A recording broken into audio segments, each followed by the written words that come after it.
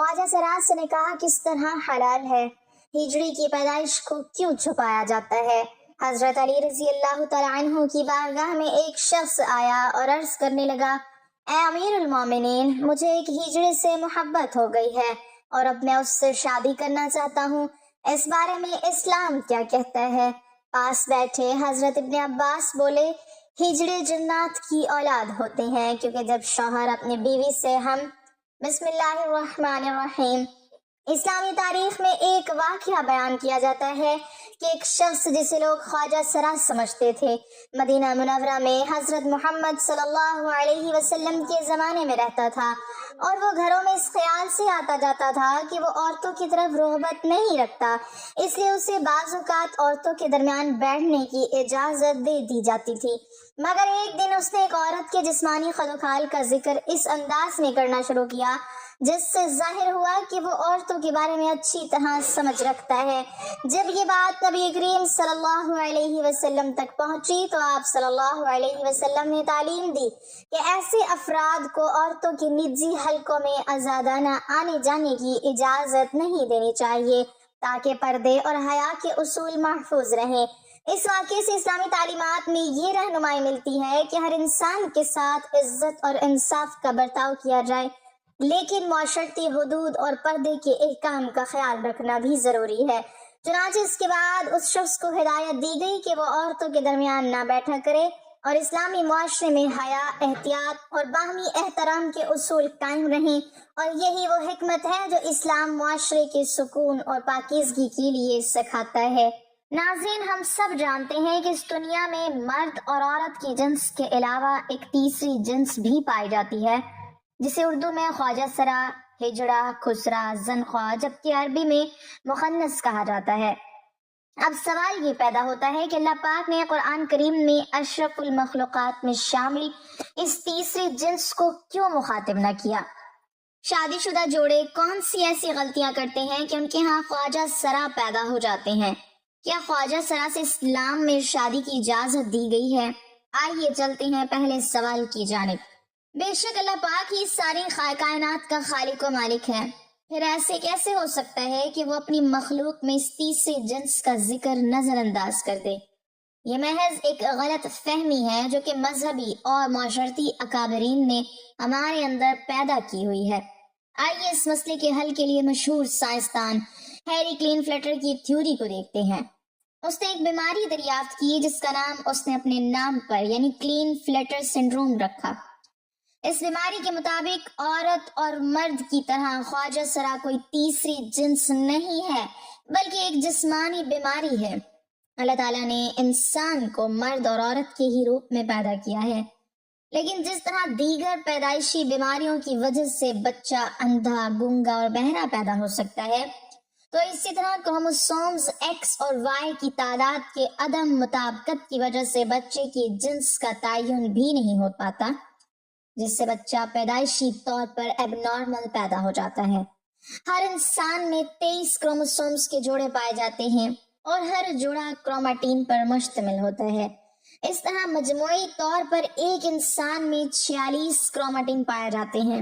بعض اوقات کروموسومز کی تبدیلی کے وقت مردوں میں ایک زائد کروماٹین ایکس پیدا ہوتا ہے۔ اس طرح مردوں میں 46 کی بجائے 47 کروماٹین پائے جاتے ہیں۔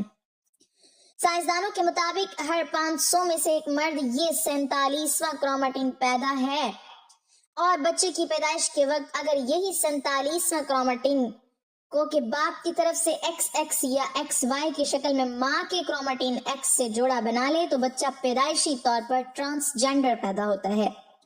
یہاں یہ بات واضح کر دی کہ ماں کی طرف سے ہر صورت میں ایک ہی کروماٹین ایکس آتا ہے، جبکہ باپ کی طرف سے ایکس اور وائی دونوں میں سے کسی ایک نے آنا ہوتا ہے۔ لیکن اگر بدقسمتی سے باپ کی طرف سے ماں کو دونوں ایکس اور وائی مل جائیں تو پھر وہ ماں کے ایکس کے ساتھ مل کر ایک ایسا بچہ پیدا کرتے ہیں جس کی ساری زندگی سزا بچے اور ماں کو دی جاتی ہے، جبکہ یہ تحفہ تو باپ کا ہوتا ہے۔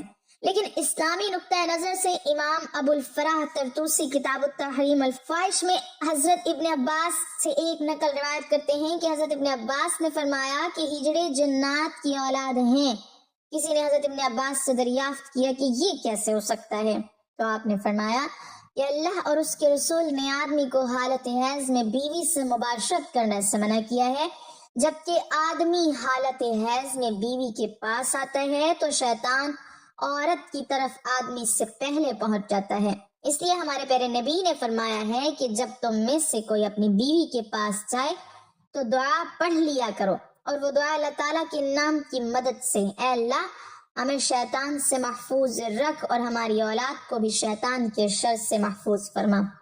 تو اس طرح شیطان انسان کو کوئی بھی نقصان نہیں پہنچا سکتا۔ قرآن کریم کی سورۃ الشورى میں اللہ اپنی حاکمیت بیان کرتے ہوئے ارشاد فرماتا ہے کہ بے شک آسمان اور زمین کی حکومت اللہ ہی کے لیے ہے، وہ جو چاہتا ہے کرتا ہے، وہ جسے چاہتا ہے بیٹا عطا کرتا ہے، جسے چاہتا ہے بیٹیاں، وہ جسے چاہتا ہے ملا جلا کر عطا کرتا ہے، اور وہ جسے چاہتا ہے بے اولاد رکھتا ہے۔ وہ تو جاننے والا اور قدرت رکھنے والا ہے۔ ہمارا یہ ایمان ہے کہ اللہ ہر چیز کا مالک ہے، وہ جو چاہتا ہے کرتا ہے اور کسی پر ظلم نہیں کرتا۔ آئیے اب تیسرے سوال کا جواب دیتے ہیں کہ ہجڑے سے شادی کی جا سکتی ہے یا نہیں۔ بات یہاں یہ ہے کہ ہجڑے کوئی الگ مخلوق نہیں ہوتے، بلکہ وہ بھی انسان ہی ہوتے ہیں۔ خلقی اوصاف کے اعتبار سے ان میں سے بعض مردانہ اوصاف سے محروم ہوتے ہیں اور بعض زنانہ اوصاف سے۔ یہ انسان کی تخلیق کے وہ عیب ہیں جو اللہ نے ان میں سے ایسے رکھے ہیں جیسے ہم بعض لوگوں کو انسانی اعضاء سے معذور پاتے ہیں۔ یہ نقائص امتحان کے لیے انسان میں رکھے جاتے ہیں۔ ایک انسان جو کہ معذور ہونے کے باوجود کامل عقل و شعور رکھتا ہے تو یہ اس کا صبر کا امتحان ہے۔ جس شخص میں مرد و عورت کی علامت بالکل مساوی ہوں، ان سے کسی لڑکے یا لڑکی کا نکاح شرعاً جائز نہیں۔ البتہ خنثی غیر مشکل، یعنی وہ خنثی کہ جس میں مردانہ قوی اور علامت غالب ہوں، تو شرعاً مرد شمار ہونے کی وجہ سے اس کا کسی لڑکی سے نکاح، اور اگر اس میں زنانہ صلاحیتیں اور علامات غالب ہوں تو اسے کسی مرد سے نکاح شرعاً بھی جائز اور درست ہوگا۔ ایک دفعہ ایک شخص باب العلم امیر المومنین حضرت علی رضی اللہ تعالی عنہ کے دربار میں حاضر ہوا اور عرض کرنے لگا، اے امیر المومنین، میرا بھائی ایک خواجہ سرا کی محبت میں گرفتار ہو گیا ہے۔ جب ہم نے اس کو اس مکروہ عمل سے باز رکھنے کی کوشش کی تو اس نے اس مخنث سے شادی کر لی۔ اب آپ بتائیے کیا یہ نکاح جائز ہے؟ جب یہ معاملہ حضرت علی رضی اللہ تعالیٰ عنہ کے سامنے پیش کیا گیا تو آپ نے خواجہ سرا سے دریافت کیا کہ تمہاری مشابہت مرد کی طرح ہے یا عورت جیسی ہے؟ خواجہ سرا نے بتایا کہ مجھ میں مرد اور عورت دونوں کی خصوصیات پائی جاتی ہیں، مجھے ماہواری بھی آتی ہے اور میں مردوں کی طرح بھی زندگی گزارتا ہوں۔ حضرت علی رضی اللہ تعالیٰ عنہ نے اپنے غلاموں کو حکم دیا کہ خواجہ سرا کی دونوں طرف والی پسلیاں شمار کریں۔ اگر پائی جانے والی ایک پسلی کم دکھائی دے تو پھر اس کو مرد سمجھا جائے گا، ورنہ اس کو عورت تصور کیا جائے گا۔ جب یہ واضح ہو جائے کہ خواجہ سرا کی ایک پسلی کم ہے تو حضرت علی رضی اللہ تعالیٰ عنہ نے فیصلہ صادر فرما دیا کہ اسے مرد شمار کیا جائے اور اس کے شوہر اور اس کے درمیان علیحدگی کروا دی جائے۔ اسی طرح خواجہ سرا کی وراثت کا بھی مسئلہ ہے، اگر تو وہ مرد کے مشابہ ہے تو مرد کا حصہ پایا جائے گا، اور اگر عورت کے مشابہ ہے تو عورت کا حصہ پائے گا۔ افسوس کہ ہمارا معاشرہ جو کہ اسلامی معاشرہ کہلاتا ہے، اس میں انہیں عزت و احترام حاصل نہیں جو کہ مرد و زن کو حاصل ہے۔ اسلام میں قدرتی طور پر پیدا ہونے والے ہجڑے بچوں کے لیے وراثت میں حصہ رکھا گیا ہے۔ اس معاملے میں سب سے پہلے والدین کو شعور دینا چاہیے کہ اگر کوئی ایسا بچہ پیدا ہوتا ہے تو اس صورت میں اسے گھر سے نکالنے کی بجائے معذور سمجھ کر معاشرے کا کارآمد شہری بنانا چاہیے۔ اس مسئلے میں دوسری اور بڑی ذمہ داری حکومت وقت پر عائد ہوتی ہے کہ ان پر جو کام کاج کے دروازے بند ہوتے ہیں جس کی وجہ سے یہ سڑکوں پر بھیک مانگنے تک مجبور ہو جاتے ہیں، وہ ختم کی جائیں۔ اس سلسلے میں قانون تو موجود ہے لیکن عمل کوئی نہیں کرتا۔ بہرحال آج ہماری ویڈیو اسی سلسلے میں ایک کاوش تھی کہ ان لوگوں کے وہ حقوق دلوائے جائیں جو کہ باقی تمام شہریوں کو حاصل ہیں۔ میری آپ سب سے درخواست ہے کہ خواجہ سرا کو حقیر نظر سے دیکھنے کی بجائے ان کو بھی عزت و احترام دیا جائے جیسے کہ معاشرے کے دوسرے تمام افراد کو حاصل ہے۔ قرآن پاک کی سورہ شورى آیت نمبر 49 سے 50 میں اللہ تعالیٰ کا فرمان ہے، کہ وہ زمین اور آسمان کی بادشاہی کا مالک ہے۔ وہ جو کچھ چاہتا ہے پیدا فرماتا ہے، جسے چاہتا ہے لڑکیاں دیتا ہے، جسے چاہتا ہے لڑکے لڑکیاں ملا کر دیتا ہے، اور جسے چاہتا ہے بانجھ کر دیتا ہے۔ وہ سب کچھ جانتا ہے اور ہر چیز پر قادر ہے۔ ناظرین، اللہ تعالیٰ غفور الرحیم ہے، وہ جو چاہتا ہے کرتا ہے، لیکن یاد رکھیں کہ وہ کبھی بھی کسی پر ظلم نہیں کرتا۔ ناظرین، ہمارے ہاں اکثر آپ نے شادی بیاہوں اور میلوں ٹھیلوں پر ایسے لوگوں کو دیکھا ہوگا جو کہ ناچتے گاتے اور بعض حالتوں میں بھیک بھی مانگتے نظر آتے ہیں۔ ان کے مختلف نام ہیں، جیسے خسرا، مخنث، ہجڑا، خواجہ سرا وغیرہ وغیرہ۔ ان میں سوائے خواجہ سرا کے باقی کے نام سے تحقیر اور طنز نظر آتا ہے۔ لفظ خواجہ سرا یہ قدرے بہتر نام ہے۔ یہ نام ان کو مغل بادشاہوں نے دیا تھا۔ فارسی زبان میں افسر کو خواجہ اور محل کو سرا کہتے ہیں، لہٰذا اس سے مراد ہوا محل کے افسر۔ لیکن یہاں ایک اہم سوال آپ سب کے ذہنوں میں آ رہا ہوگا کہ آخر یہ تیسری جنس کے لوگ پیدا ہوتے کیسے ہیں؟ ناظرین محترم، جہاں تک بیولوجیکل فارمیشن کا تعلق ہے تو سائنسی طور پر انسان کی جب پیدائش ہوتی ہے تو بچے کے جنس کے تعین کے وقت مرد اور عورت کے کروموسومز آپس میں ملتے ہیں۔ ان میں سے کچھ کروموسومز ایسے ہوتے ہیں جو کہ جینز کا تعین کرتے ہیں۔ اگر مرد کے کروموسومز غالب ہوں تو لڑکا ہوتا ہے، اگر عورت کے کروموسومز غالب ہوں تو لڑکی پیدا ہوتی ہے۔ لیکن تیسری جینز کے کیس میں یہ اتفاق ہوتا ہے کہ مرد اور عورت دونوں کے کروموسومز برابر ہو جاتے ہیں، جو کہ عموماً بہت کم ہی ایسا ہوتا ہے۔ ایسی صورتحال میں جو بچہ پیدا ہوتا ہے وہ نہ مرد ہوتا ہے اور نہ ہی عورت۔ یہاں ایک بات جو کہ بہت کم لوگ جانتے ہوں گے کہ تیسری جینز کے بھی نر اور مادہ ہوتے ہیں۔ ان کا تعین ایسے ہوتا ہے کہ تیسری جینز میں فیمیل کروموسومز اگر میل کروموسومز پر دوبارہ غالب آ جائیں تو وہ فیمیل خواجہ سرا کہلاتے ہیں۔ بالکل اسی طرح میل خواجہ سراؤں کا بھی ہے۔ ناظرین، خواجہ سراؤں میں بھی مختلف قسمیں ہوتی ہیں۔ پاکستان کے صوبہ سندھ میں خواجہ سراؤں کے باقاعدہ طور پر ڈیرے موجود ہیں۔ ان ڈیروں کو سندھی زبان میں مڑئی کہا جاتا ہے، جہاں سندھ کی خواجہ سراؤں کے سب سے اہم گروہ رہائش پذیر ہیں۔ خواجہ سراؤں کی ایک قسم اولاکھڑے بھی ہے، جن کا دعویٰ ہے کہ وہ پیدائشی طور پر جنسی صلاحیتوں سے محروم ہوتے ہیں۔ وہ خوشی کے موقع پر نذرانے وصول کر کے آپس میں بانٹ کر گزارا کرتے ہیں، اور ان کا عموماً اٹھنا بیٹھنا بھی معزز گھرانوں میں ہوتا ہے۔ ناظرین محترم، حضرت علی رضی اللہ تعالیٰ عنہ، جن کا علم و حکمت میں پوری دنیا میں کوئی ثانی نہیں تھا، ایک دفعہ آپ سے دریافت کیا گیا کہ یہ خواجہ سراؤں کی وراثت کا کیا مسئلہ ہے، تو آپ نے فوراً جواب دیا کہ خواجہ سرا کی وراثت کا تعین اس کی مشابہت کی بنا پر کیا جائے گا، یعنی اگر وہ مرد کے مشابہ ہے تو مرد کا حصہ پائے گا، اگر اس کی جسامت عورت کے مشابہ ہے تو اسے عورت کا حصہ ملے گا۔ اس سے معلوم ہوتا ہے کہ اسلام نے عورت اور مرد کی طرح تیسری جنس کو بھی حقوق سے نوازا ہے۔ ایک دفعہ ایک شخص نے خنسا یعنی خواجہ سرا سے شادی کی، اور مہر میں اس شخص نے اپنی بیوی یعنی خنسا کو ایک لونڈی دی۔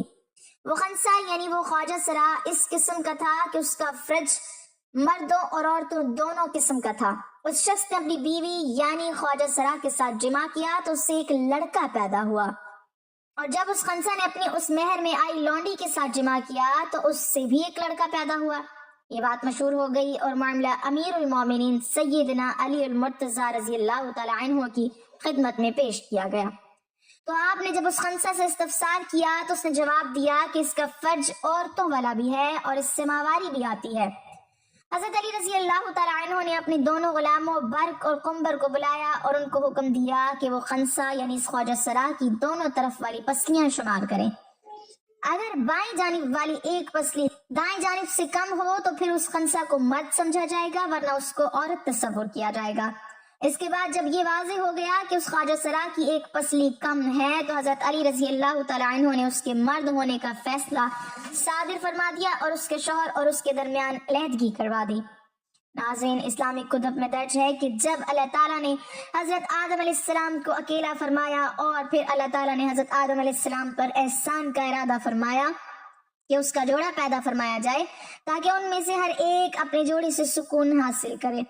حضرت آدم علیہ السلام بیدار ہوئے تو ان کی بائیں جانب ایک حسین و جمیل عورت بیٹھی ہوئی تھی۔ یہی وجہ ہے کہ مرد کی بائیں جانب کی پسلی عورت سے کم ہوتی ہے اور عورت کی دوسری جانب کی پسلیاں برابر ہوتی ہیں۔ کل پسلیوں کی تعداد 24 ہے، 12 دائیں جانب اور 12 بائیں جانب ہوتی ہے، جبکہ مرد کی دائیں جانب 12 اور بائیں جانب 11 ہوتی ہیں۔ تو مرد کی کل پسلیاں 24 کی بجائے 23 ہوتی ہیں۔ لیکن ایک اسلامی جمہوریہ ملک ہونے کے باوجود اس ملک میں رہنے والے افراد اسلام سے بہت دور جا چکے ہیں۔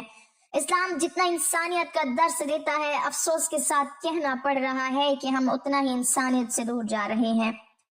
مختصر یہ کہ ہم اس قدر بے حس ہو گئے ہیں کہ ہمیں ان تڑپتی زندگیوں کے دکھ درد کا ادراک ہی نہیں، بلکہ ہم کسی نہ کسی طرح ان انگاروں میں تپش بڑھانے کا سبب بن رہے ہیں۔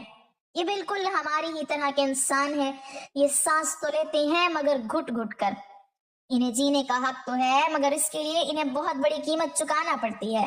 ان کے رنگ برنگے لباس، چمکتے زیورات، روشن رنگین چہرے، کھنکتے پائل اور لڑکھڑاتے بل کھاتے بدن میں زندگی گھسٹتی تو ہے مگر دہکتے انگاروں پر۔ ان کی چمک دمک کے پیچھے نہ جانے کتنے اندوہناک کہانیاں ہیں جنہیں سننے کی سکت شاید ہم میں نہ ہو سکتا ہے کہ ہماری روح ان کہانیوں کا بوجھ اٹھانے سے انکار ہی کر دے۔ تو ناظرین، یہ تھی ہمارے معاشرے میں جیتے جاگتے ان ستم ظریفیوں کی کہانی جن کو ہر جگہ طنز و تحقیق کا سامنا کرنا پڑتا ہے۔ اللہ پاک ہمیں بہتر عمل کی توفیق عطا فرمائے اور ہمارا خاتمہ ایمان پر فرمائے، آمین۔ ناظرین، کمنٹ باکس میں اللہ تعالیٰ کے 99 ناموں میں سے ایک نام ضرور ٹائپ کریں۔